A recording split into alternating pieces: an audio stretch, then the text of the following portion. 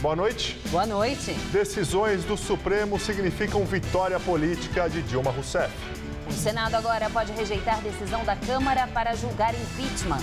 E a definição sobre pedido para afastar Eduardo Cunha fica para fevereiro. Banqueiro André Esteves vai para a prisão domiciliar, mas o senador Delcídio do Amaral continua na cadeia.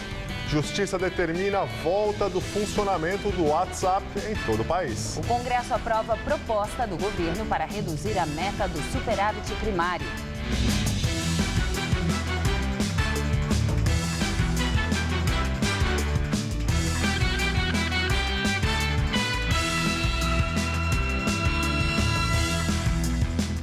Por maioria, o STF vota por invalidar comissão do impeachment.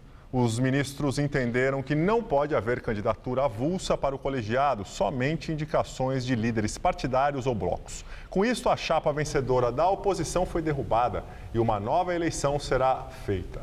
A eleição desta chapa tinha sido a primeira derrota do governo no processo de impeachment. O relator da matéria, Edson Fachin, defendeu a legitimidade da comissão da forma como foi escolhida, mas foi voto vencido.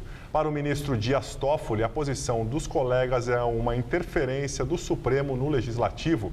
E por maioria também, o STF definiu o poder do Senado para recusar o julgamento do impeachment.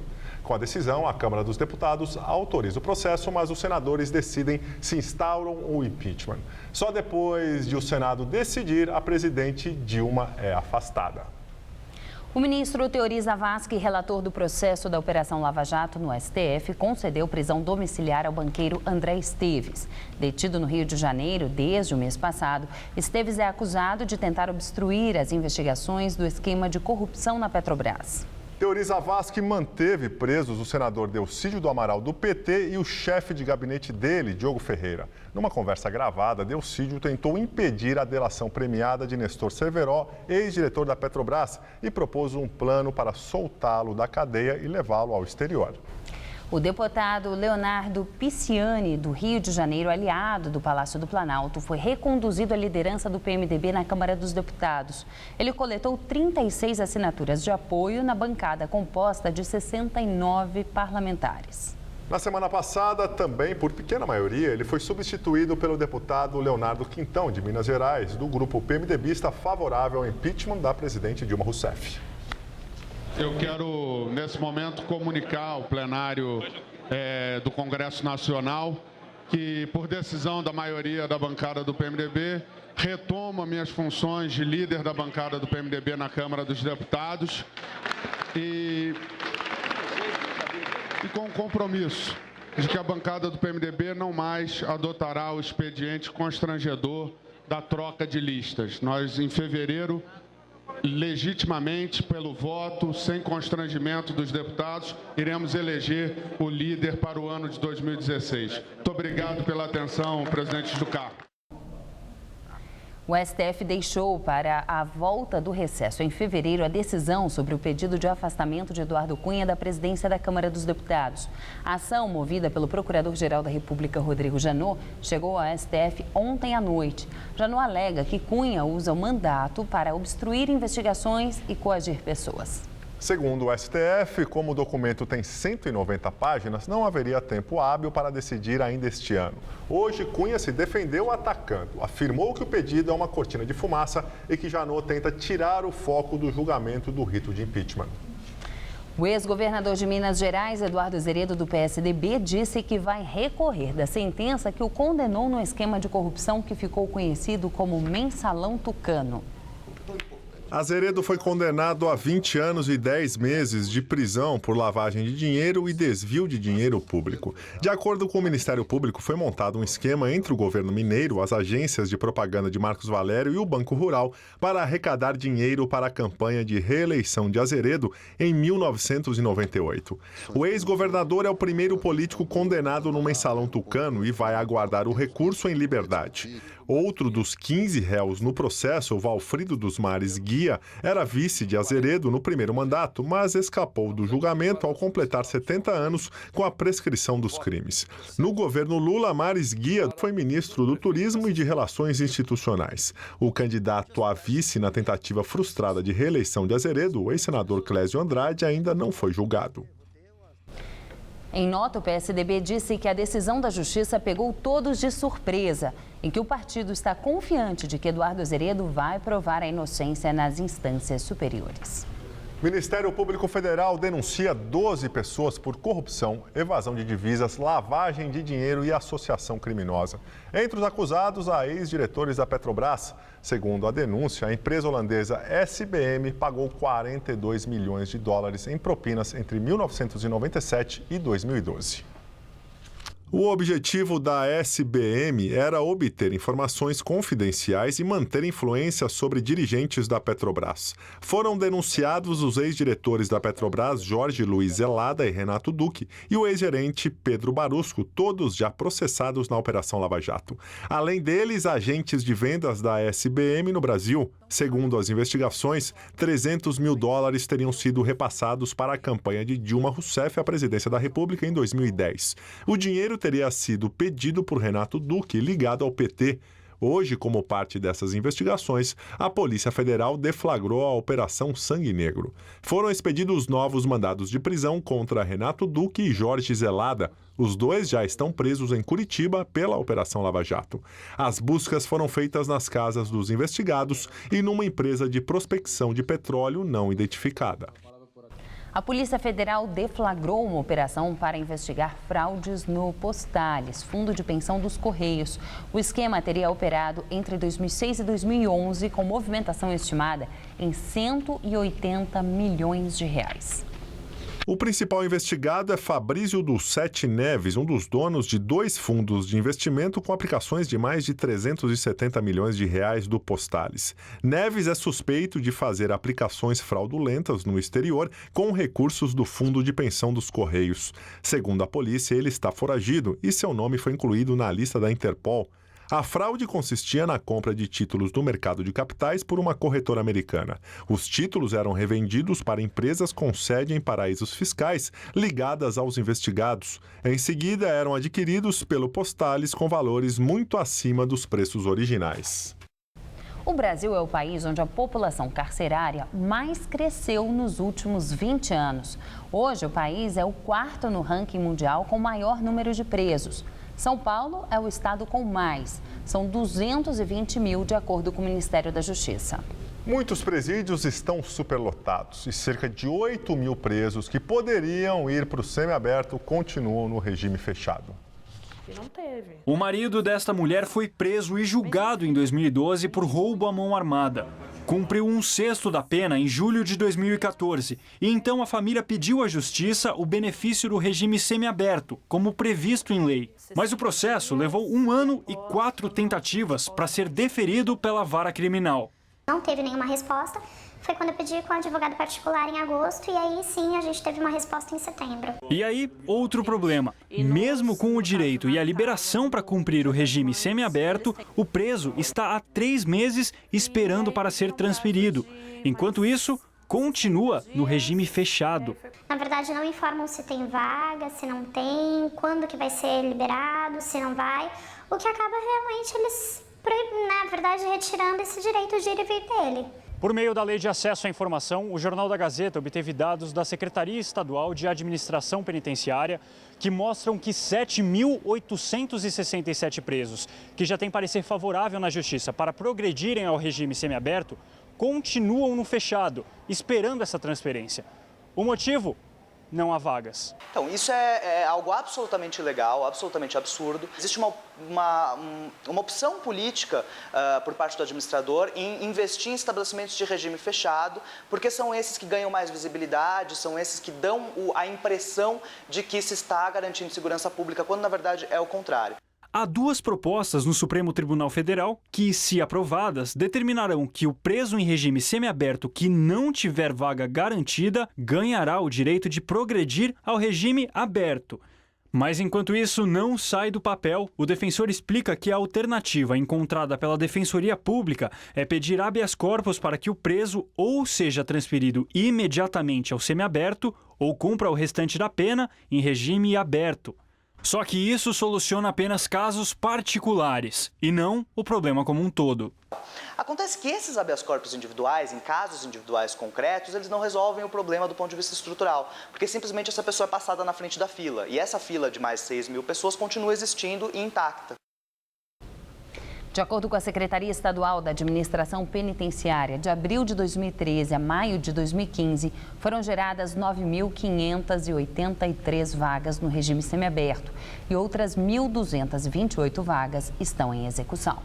Segundo a Vara de Execuções Criminais da capital, cada caso é avaliado individualmente por um juiz, de acordo com a lista de presos e vagas disponíveis no regime semiaberto. Apesar do verão começar apenas na semana que vem, os próximos 2 dias serão típicos da estação mais quente do ano. Faz calor e chove na capital. Mas esse tempo não dura muito, pois no domingo uma frente fria vinda do sul do Brasil deve chegar por aqui. Vamos aos detalhes da previsão com Luciana Magalhães. Uma nova frente fria avança pelo sul do Brasil amanhã. E ela deixa o céu carregado e provoca pancadas fortes de chuva em toda a região. Inclusive, na fronteira oeste do Rio Grande do Sul, são esperados temporais. Já nas demais áreas brasileiras, o tempo continua quente e úmido, com pancadas de chuva principalmente à tarde. Mas entre o Maranhão e o Piauí, pode chover o dia inteiro. Em compensação, em Roraima, no sertão do Nordeste, também no Vale do Jequitinhonha e sul da Bahia, o tempo fica firme e quente. Máximas amanhã de 34 graus em Goiânia, 38 no Rio de Janeiro e 30 graus em Recife. Em São Paulo, a sexta-feira começa com sol e poucas nuvens, mas a tarde esquenta e ocorrem pancadas de chuva que podem ser fortes. Apenas no Vale do Paraíba e na fronteira com Minas é que já pode chover fraco desde cedo. E o calor continua em todo o estado, com máximas amanhã de 33 graus em Marília e 35 em Presidente Prudente. Já em Ribeirão Preto, máxima amanhã de 35 graus, em Araraquara, 33. E na faixa leste paulista, as máximas esperadas são de 33 em Sorocaba e calorão de 36 graus em Santos. Até sábado, aqui na capital, sol e calor com aumento de nuvens à tarde e pancadas de chuva isoladas. Ou seja, que podem acontecer em alguns pontos da cidade e em outros não, até a noite. Máximas de 33 graus amanhã e 31 graus no sábado. Mas no domingo, uma frente fria chega derrubando a temperatura e deixando o tempo chuvoso. A máxima não deve passar dos 25 graus. Durante a manhã, a circulação de trens em um trecho da linha 9 da CPTM foi interrompida por causa de uma árvore que caiu sobre uma composição. A queda foi por volta das 5 da manhã e a circulação de trens entre as estações Interlagos e Grajaú ficou paralisada por quase 4 horas. A Operação Paese foi acionada e 30 ônibus fizeram o percurso entre as estações de Urubatuba e Grajaú. A Prefeitura já aplicou quase 58 mil multas aos motociclistas da capital apenas nas marginais em 2 meses.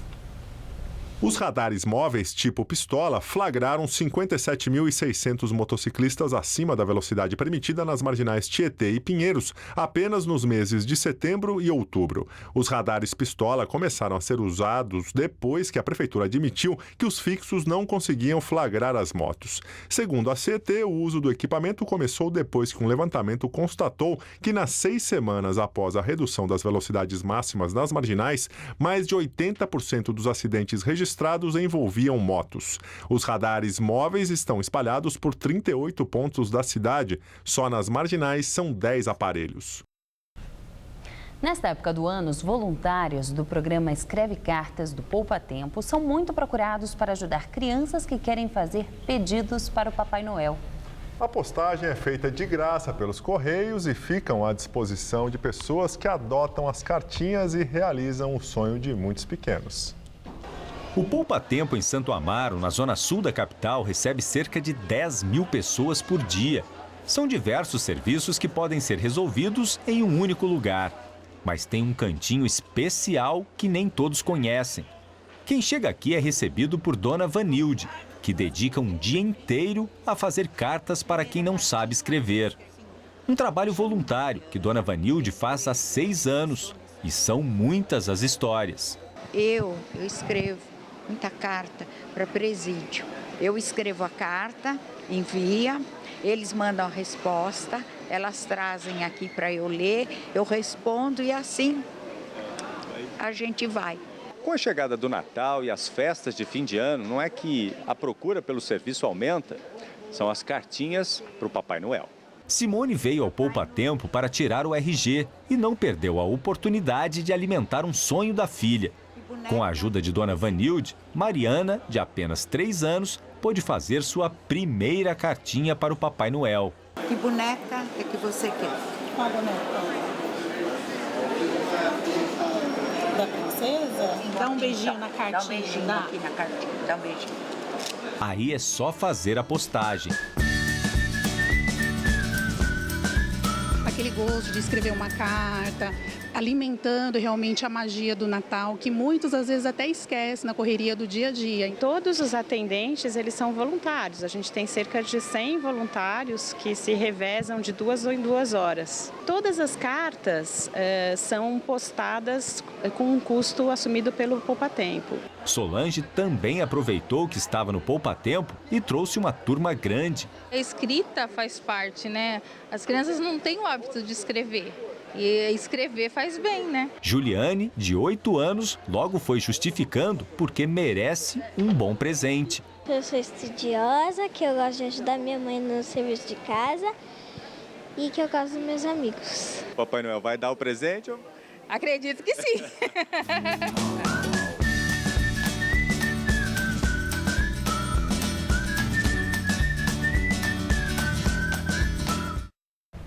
As cartas poderão ser adotadas só até amanhã, dia 18 de dezembro, nos postos dos Correios da capital e da Grande São Paulo. Câmara de segurança registra o momento em que criminosos armados roubaram o apresentador da TV Gazeta, Rony Von. O crime aconteceu na madrugada de segunda-feira. As imagens mostram quando o carro do apresentador é fechado por outro veículo que seguia na frente. Armados, os criminosos rendem Rony Von e a esposa e roubam seus pertences. A ação dura pouco mais de 1 minuto. Em seguida, os bandidos fogem com o carro. A Secretaria da Segurança Pública do Estado afirma que o caso está sendo investigado pela DIVECAR, Delegacia de Investigações sobre Roubo e Furto de Veículos. Até o momento, ninguém foi preso. O número de casais que se separam no Brasil ainda é bem grande, segundo dados do IBGE. Em 2013, foram registrados mais de 1 milhão de casamentos e 324 mil divórcios. Para ajudar as famílias a enfrentar esse momento tão delicado, o Tribunal de Justiça de São Paulo lançou um gibi que explica para as crianças como será a nova fase.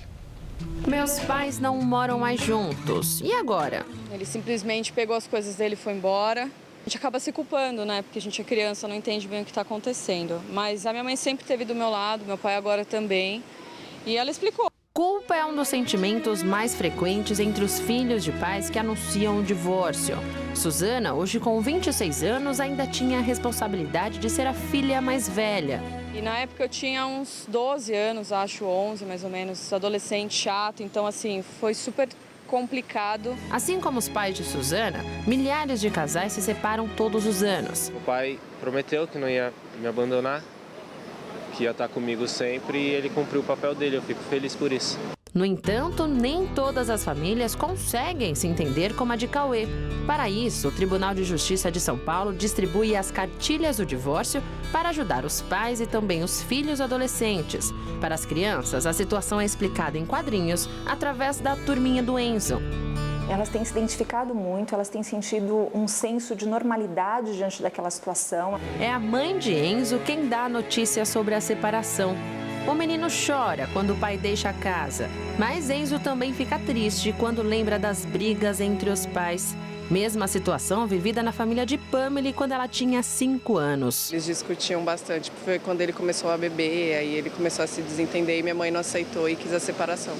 Estimular que a criança converse com outras pessoas sobre a situação vivida na família também é um dos objetivos do gibi. Mas e quando a realidade é ainda mais difícil que a história contada nas páginas? Na vida real, na família de Andréa, a filha mais velha viveu momentos dramáticos quando o pai resolveu ir embora de casa.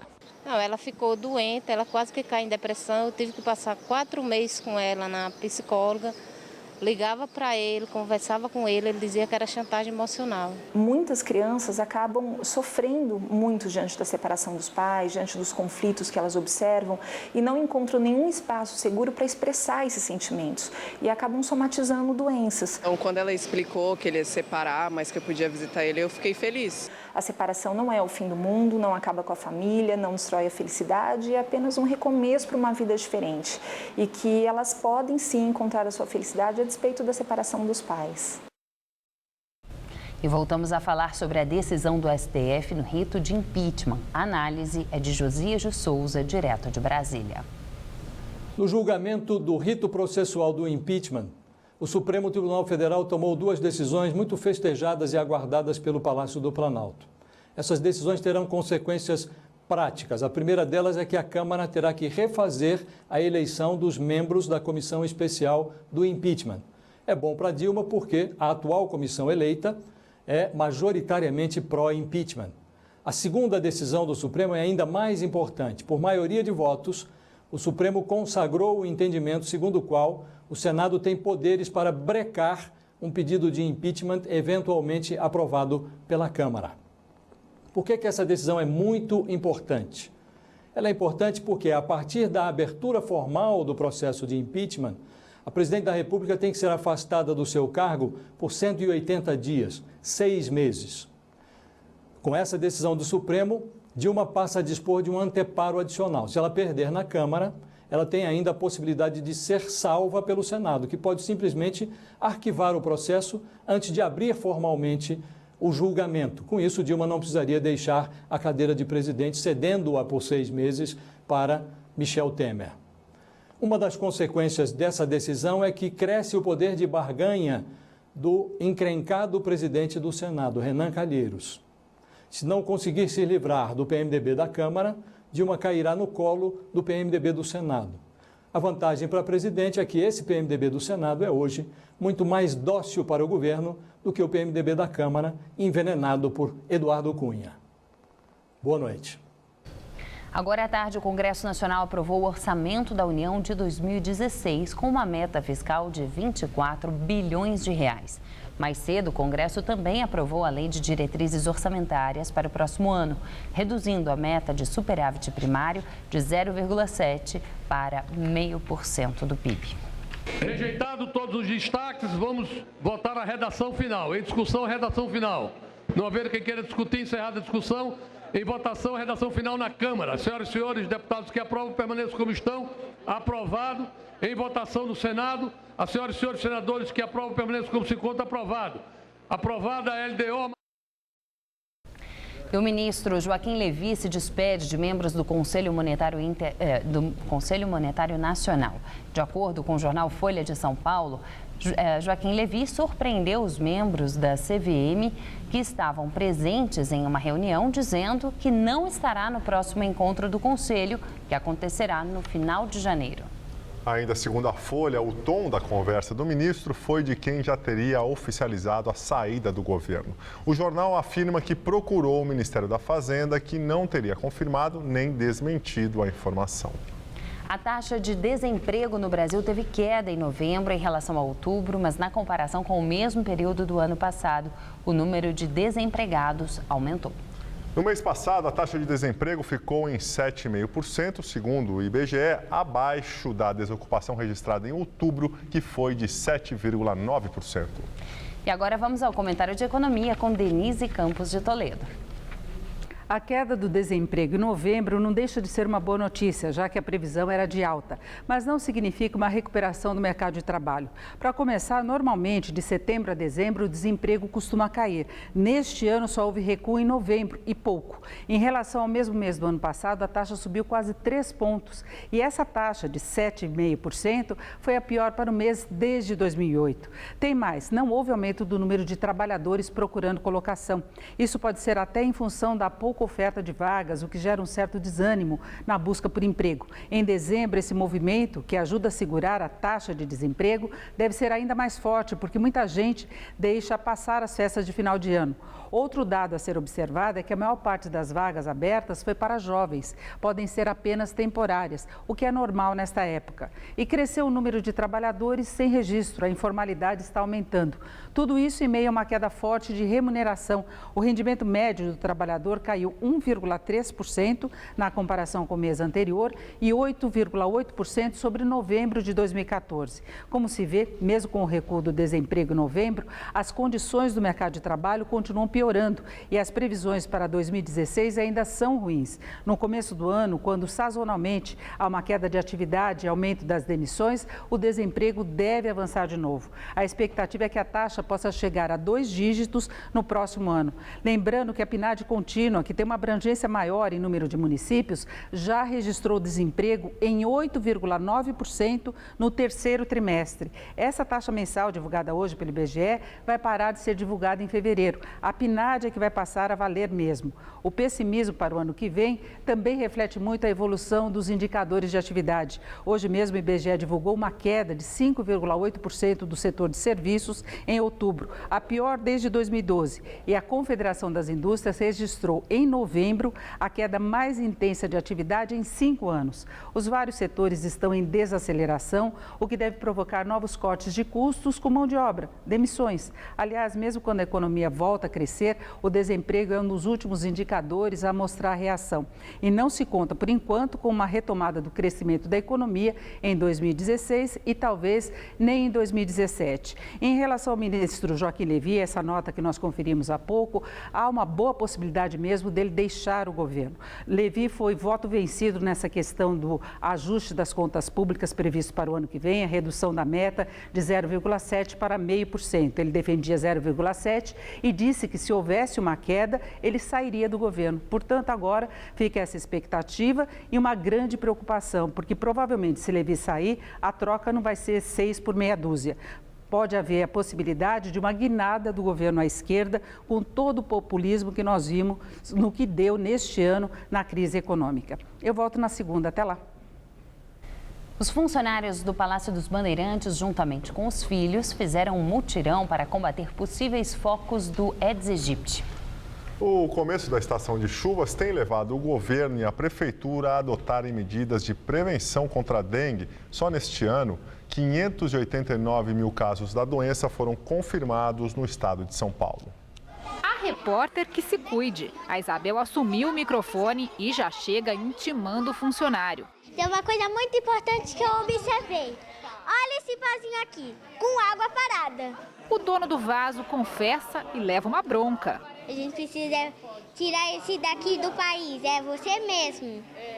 Por causa que ele está criando mais doença em cada criança que se passa. Seu bicão é a culpa, tá? Boa lição, mas se eu trocar água todo dia, como é que pode? Não pode fazer isso não, por causa do seu homicídio.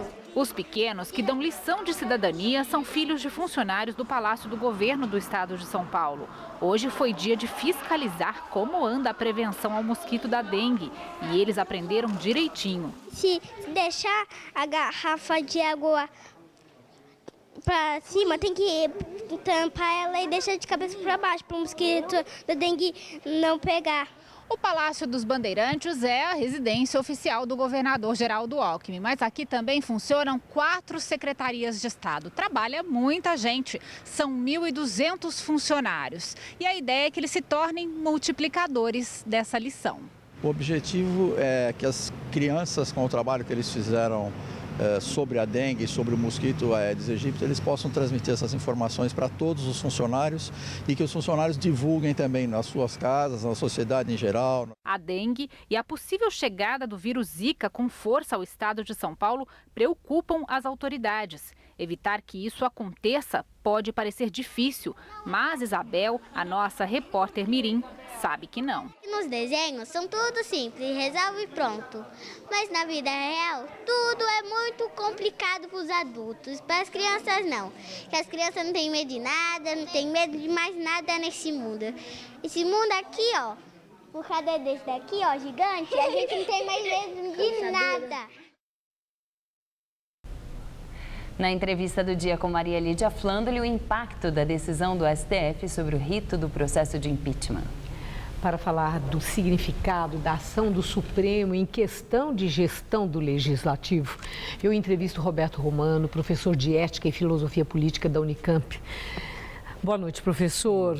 Um dia de ansiedade. Ontem, o ministro Fachin fez um relatório que, ao final, passou a ideia para aqueles que defendem o pedido de impeachment que seria muito mais fácil. Hoje, na votação dos demais ministros do Supremo, nós estamos vendo que questões que ontem tiveram um parecer desfavorável, hoje estão tendo parecer favorável. Mas a minha primeira pergunta é sobre a questão da judicialização da política. Afinal de contas, o Supremo está decidindo sobre questões que envolvem gestão do processo administrativo, ou seja, ritos na maneira de trabalhar dos legisladores. Isso é função do Supremo Tribunal ou, de alguma forma, é uma tutela de uma instância de poder que deve ter distanciamento das demais instâncias de poder para preservar exatamente a independência? Olha, Maria Lídia, há bom tempo eu venho dizendo, a partir de análises e também da observação, que nós estamos vivendo uma crise inédita de Estado no Brasil, né? Ao contrário de muitos colegas meus, muitos juristas, muitos jornalistas, eu digo que as instituições brasileiras não estão funcionando normalmente. Porque quando você tem o funcionamento normal das instituições, sobretudo no regime republicano, você tem a famosa tripartição dos poderes. De tal modo que a soberania só pode ser exercida pelas três em harmonia. Nós vemos que boa parte, inclusive esse caso que está sendo julgado hoje no STF, o STF foi provocado pelo PCdoB, por partidos do governo. Sempre, né? A justiça Exato, mas foi provocado em sentido bastante especial, quase que pedindo que ele intervisse, né? Então, houve essa intervenção e nós estamos assistindo essa intervenção.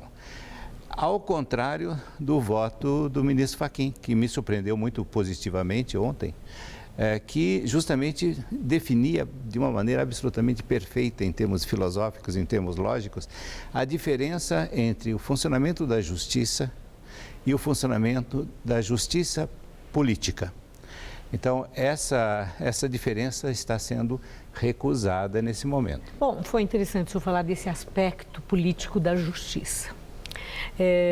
Gofredo da Silva Teles, inclusive, escrevia muito sobre isso, né? Que julgar ao pé da letra da lei exclusivamente e ignorar o processo permanente de mudança da sociedade, o clamor da opinião pública, que não fazia sentido considerando a razão pela qual a lei existe e devia ser observada. Então, isso, né, levando a entender que o processo de decisão de um magistrado tem uma conotação também subjetiva e política.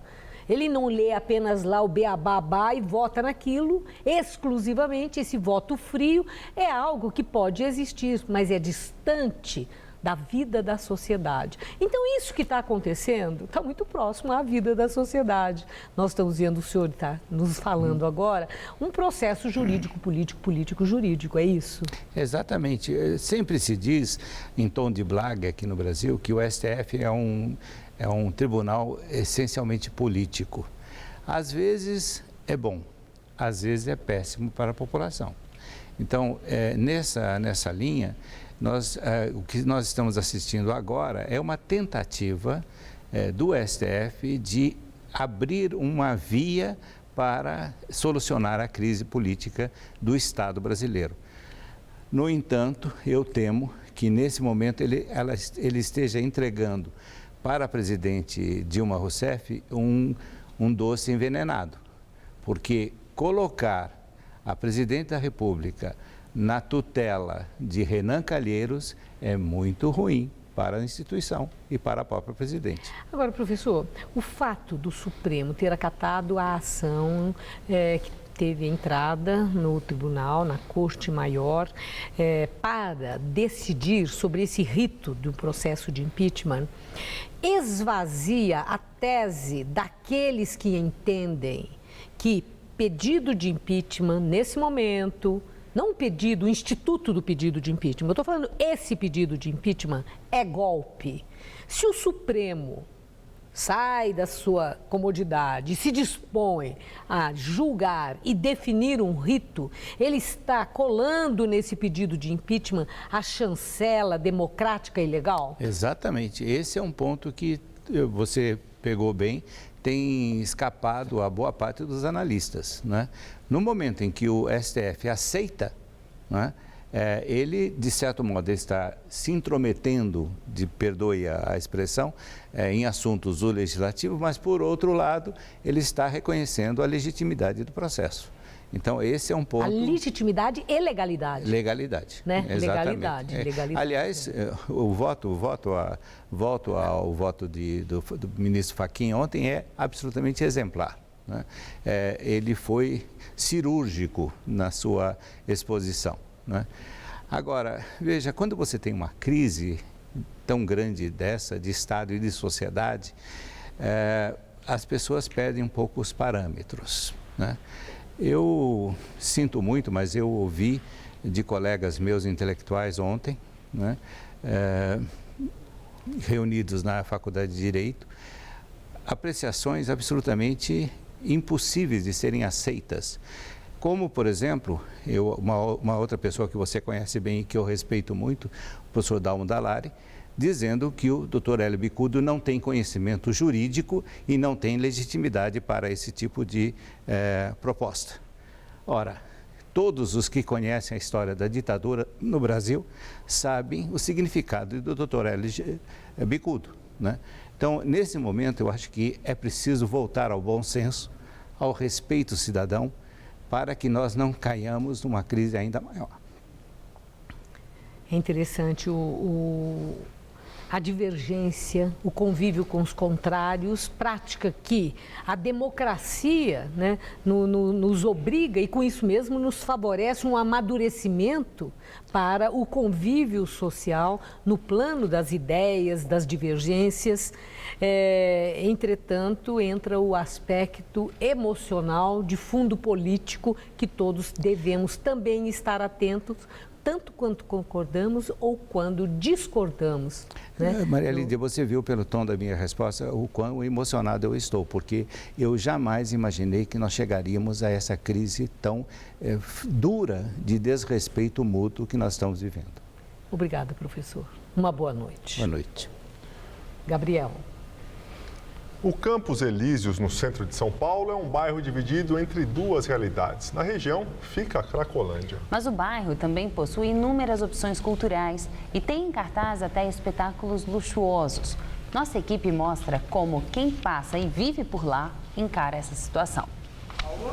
A Paula passou a tarde com a filha Rebeca no Sesc Bom Retiro, no centro da cidade. Ela frequenta o local 2 vezes por semana. A Cracolândia fica a 2 quadras daqui, mas ela não se incomoda.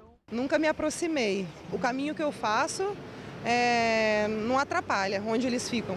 A Natália mora no Butantã e a Priscila no Ipiranga. Vieram ao Sesc só para assistir a uma peça. Elas não se intimidam, mas também não dão bobeira. Acho que tem um pouco de algumas atitudes preventivas que a gente vai ter que ter, mas que normalmente vale a pena pela qualidade dos espetáculos. Procuro nunca andar sozinha, sempre acompanhada. Quando eu estou sozinha também ficar sempre atenta na movimentação ao meu redor.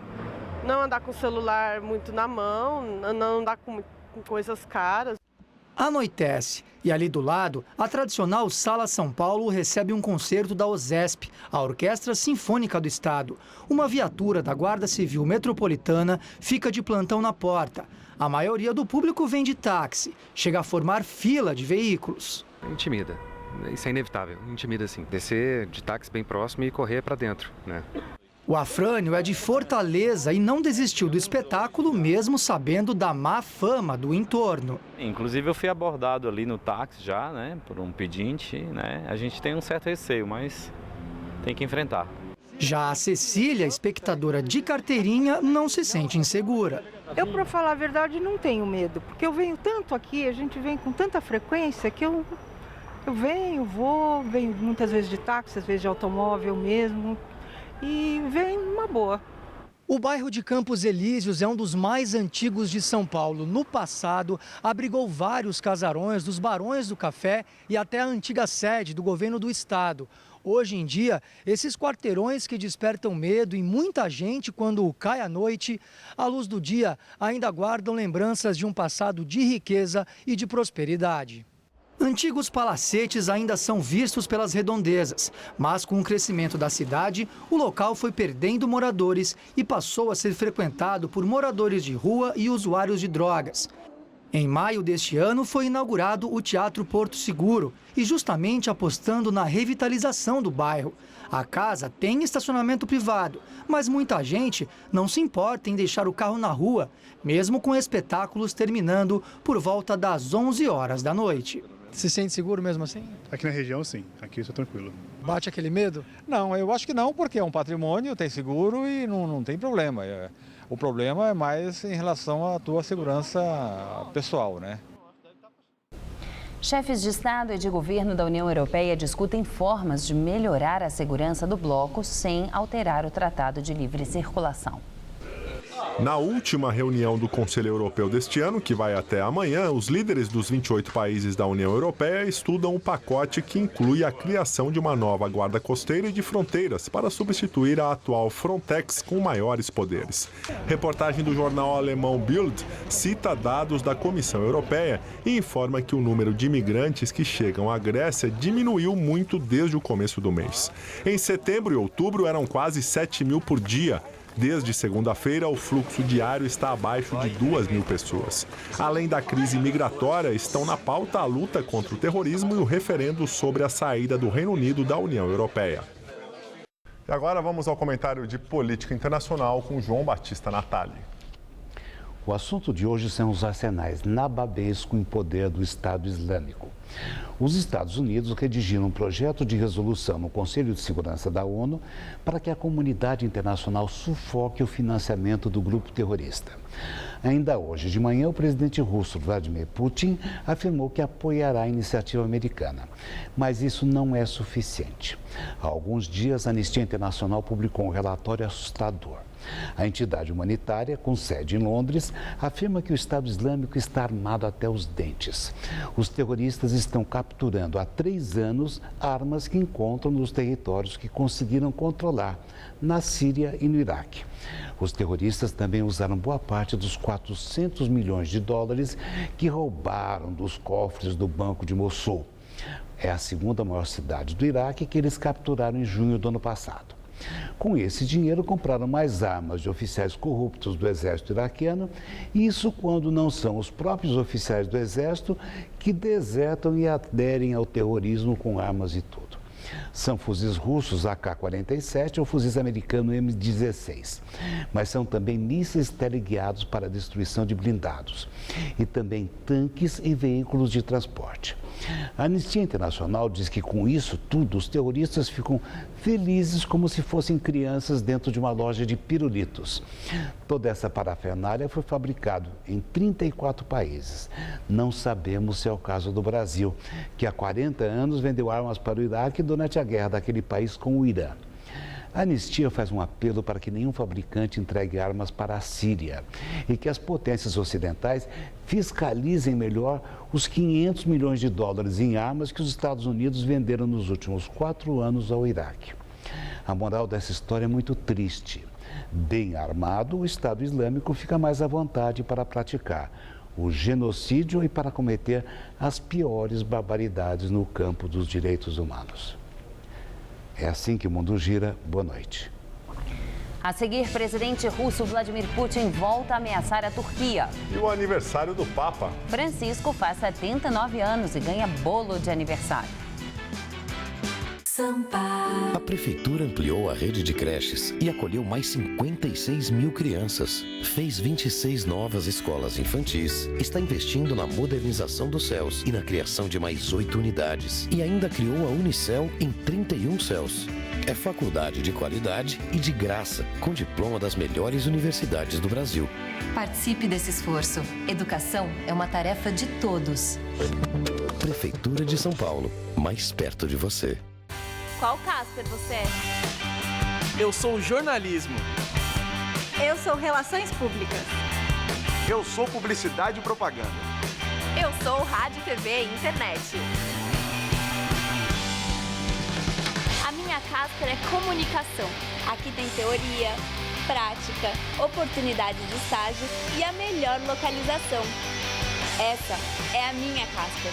Essa é a nossa Casper.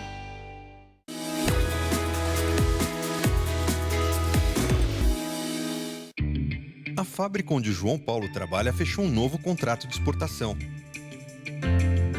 Bom também para os empregados de uma empresa que produz poltronas para os ônibus. E para a Poliana, que costura capas para essas poltronas. Quando uma empresa exporta, outras ganham. Quando muitas exportam, o Brasil inteiro ganha. Com o Plano Nacional de Exportação e o apoio do BNDES, as empresas brasileiras podem vender e exportar cada vez mais. BNDES, o Banco Nacional do Desenvolvimento. Para bom entendedor, meia palavra basta. Não. Por isso, questionamos políticos e autoridades públicas, trazemos informação e esclarecimento sobre os temas importantes do seu dia a dia. TV Gazeta. Bom te ver sempre bem. Corrida de São Silvestre. Oferecimento Baltec. Super manta líquida impermeabilizante.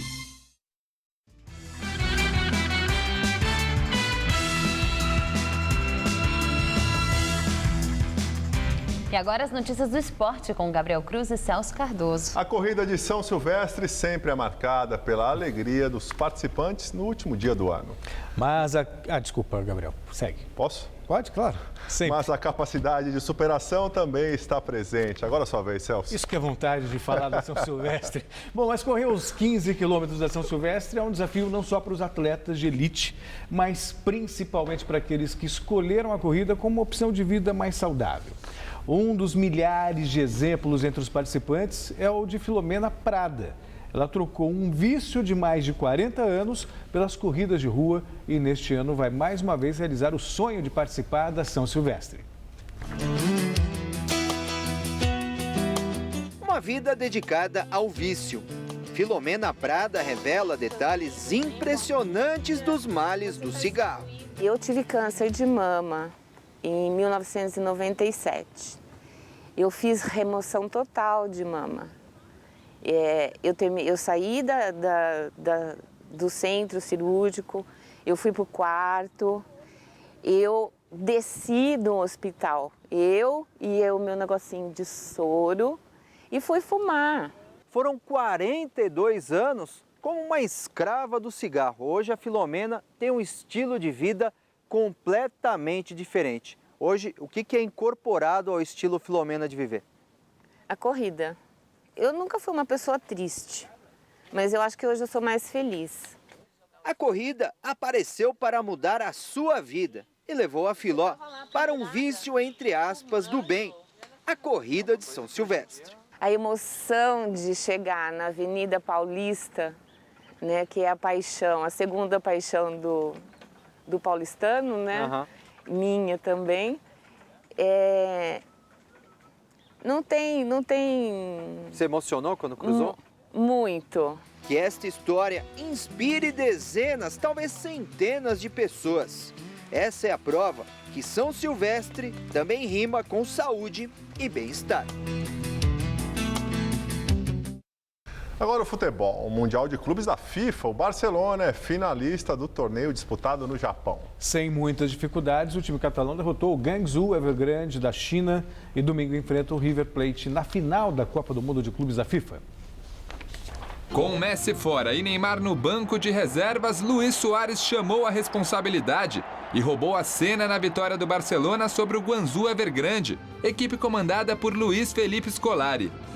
Com amplo domínio da posse de bola, o Barça começou em cima, mas o primeiro gol saiu apenas aos 39 minutos de bola rolando. Após Rakitic arriscar de fora da área, Suárez mostrou o oportunismo de sempre, aproveitou o rebote do goleiro e abriu o placar, se tornando o primeiro uruguaio da história a marcar no torneio. Na segunda etapa, Iniesta deu lindo lançamento, Suárez dominou com categoria e tocou na saída do goleiro para fazer o segundo. O terceiro do Barça veio após esse pênalti polêmico marcado em cima de Munir. Na cobrança, adivinha, Luizito Suárez bateu firme e garantiu a vitória do Barça com direito a hat-trick. Final em Yokohama, Barcelona 3, Guangzhou Evergrande 0. Domingo, na final do Mundial de Clubes, os comandados de Luiz Henrique encaram o River Plate. O português José Mourinho foi demitido hoje do Chelsea da Inglaterra. Nem o passado vencedor pelo próprio clube o livrou da sina dos maus resultados. Nessa quinta-feira, o clube londrino anunciou que chegou a um acordo com o treinador para que ele se desligasse do clube. Com o primeiro turno da Premier League ainda em andamento, os atuais campeões já foram derrotados 9 vezes e estão na 16ª posição, a apenas 1 ponto da zona de rebaixamento. Na Champions, o Chelsea avançou para as oitavas de final, mas sem demonstrar bom futebol. Somado ao desempenho ruim dentro de campo, o treinador também teve problemas com a ex-médica do clube e com alguns jogadores do elenco, como o atacante Diego Costa, que chegou a jogar um colete em Mourinho após ficar no banco de reservas em uma partida. Em 2 passagens por Stamford Bridge, o português conquistou 3 títulos ingleses, 1 Supercopa e 3 Copas da Liga Inglesa. Para o lugar do treinador português, são especulados o holandês Guus Hiddink, o espanhol Pep Guardiola e o treinador do Liverpool, Brendan Rodgers. O presidente afastado da FIFA, Joseph Blatter, compareceu hoje à sede da entidade. Foi a primeira vez desde o afastamento que ele apareceu na entidade. Dessa vez para depor nas investigações do Comitê de Ética. A investigação do comitê é interna e não tem relação com o processo criminal aberto pela Justiça Suíça contra o dirigente. O teor do depoimento não foi divulgado. Amanhã seria o dia de Michel Platini comparecer, mas os advogados dele já avisaram que ele não vai, porque, segundo eles, o veredito está tomado e já foi anunciado, inclusive. Paralelamente à investigação, Blatter foi escolhido o suíço do ano pela revista Die Weltwoche. Ele foi defendido pela publicação, chamado de mal compreendido e de ter o idealismo subestimado. Só para constar, o editor-chefe da publicação é deputado na Suíça e já havia defendido Blatter quando o escândalo de corrupção na FIFA estourou. Ô Celso, a gente ia falar disso, mas temos 2 notícias recentes agora. Claro, que é melhor ignorar. Povo, né? Primeiro, que mais um brasileiro é campeão do mundo no surf, né? Exatamente. O Mineirinho, o Adriano Souza, garantiu o título hoje, porque o Medina avançou na semifinal. Os dois se enfrentam, inclusive no final da etapa de pipeline, mas já é campeão Mineirinho pela 2ª vez na história. O Brasil tem um campeão no surf. Porque o Medina ganhou o Gabriel, Nick Fanning exatamente, na semifinal, que era o grande adversário do Mineirinho. Então, portanto, o ano passado o Medina, agora o Mineirinho. É a tempestade brasileira do surf. E a outra notícia é o São Paulo tem novo treinador. São Paulo anunciou hoje um novo treinador, trata-se do argentino Edgardo Bauza, que foi campeão da Libertadores pelo São Lourenço em 2014 e foi campeão também pela LDU, naquela final contra o Fluminense. Acho que você se lembra muito bem. Então, um novo caminho aí para o treinador. Mais um estrangeiro no São Paulo, ele tenha tempo para fazer esse trabalho. Valeu, Celso, e parabéns ao Mineirinho, campeão do mundo do surf. Até tchau. Segunda. Tchau. Juliana, é com você? O presidente russo Vladimir Putin faz novas ameaças à Turquia e diz que manteve militares na Ucrânia realizando algumas tarefas, mas negou a presença de tropas. Vladimir Putin concedeu a coletiva anual de imprensa a 1.400 jornalistas. Sobre o recente abate de um avião militar russo pela Turquia, Putin usou linguagem baixa para insinuar o ataque como um favor aos americanos e disse que não vê probabilidade de melhora das relações com o governo de Ankara. Questionado sobre a Ucrânia, o presidente reconheceu que manteve pessoal fazendo tarefas militares no leste, mas negou ter posicionado tropas regulares em território ucraniano. Em relação à Síria, Putin afirmou que nunca vai concordar com a interferência de forças externas e que não há outra forma de resolver a crise que não envolva solução política.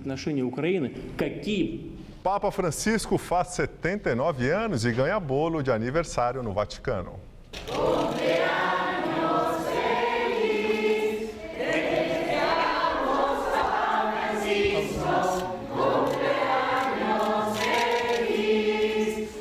O Parabéns a Você foi cantado em espanhol. Francisco ganhou uma festinha com cerca de 60 crianças e jovens da Ação Católica Italiana. O bolo em forma de sombreiro foi oferecido por uma jornalista em nome do povo mexicano. O Papa vai ao México em fevereiro. O dia do aniversário foi de atividades normais. Francisco rezou uma missa e recebeu vários embaixadores para a apresentação de credenciais. E uma última notícia. O presidente do Congresso Nacional, senador Renan Calheiros, anunciou há pouco o fim do ano legislativo e disse que não convocará os parlamentares durante o recesso, que tem início no dia 23, quarta-feira da semana que vem, e termina em 2 de fevereiro. O governo queria o cancelamento do recesso, já a oposição defendia a pausa. O Jornal da Gazeta termina aqui. A edição de hoje pode ser vista no site do Jornal da Gazeta. Nós voltamos com mais notícias em nossa edição das 10. Até já. E o Jornal da Gazeta volta amanhã às 19 horas. Uma boa noite e até lá.